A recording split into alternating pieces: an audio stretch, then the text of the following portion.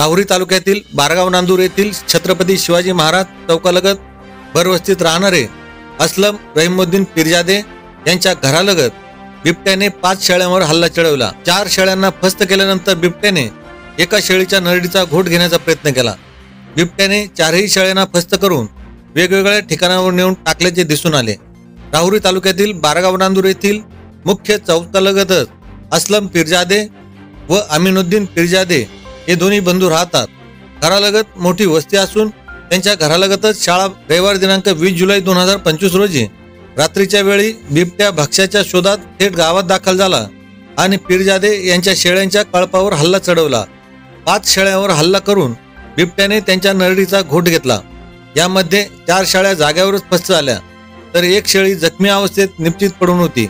सकाळी उठल्यानंतर पीरजादे कुटुंबियांना शेळ्या जागेवर न दिसल्याने त्यांनी लगत पाहणी केली। बिबट्याने 5ही शेळ्यांना वेगवेगळ्या ठिकाणावर नेत शिकार केल्याचे दिसून आले। मुंडके फाडून बिबट्याने शेळ्यांची शिकार केली।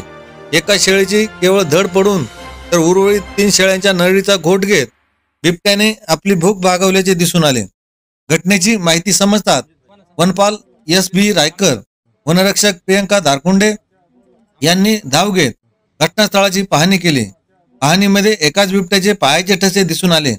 त्यामुळे 5ही शेळ्यांवर एकाच बिबट्याने हल्ला केला असावा असा निष्कर्ष काढण्यात आला। बारगाव नांदूर गावामध्ये मुख्य चौक परिसरात बिबट्याचा हल्ला झाल्याचे समजतात गावामध्ये एकच खळबळ उडाली। याबाबत राहुरी तालुका वनाधिकारी सुनील साळुंखे यांनी सांगितले की बारगाव नांदूर गावामध्ये भरवस्तीमध्ये बिबट्याचा हल्ला झाल्याची घटना दुर्दैवी आहे।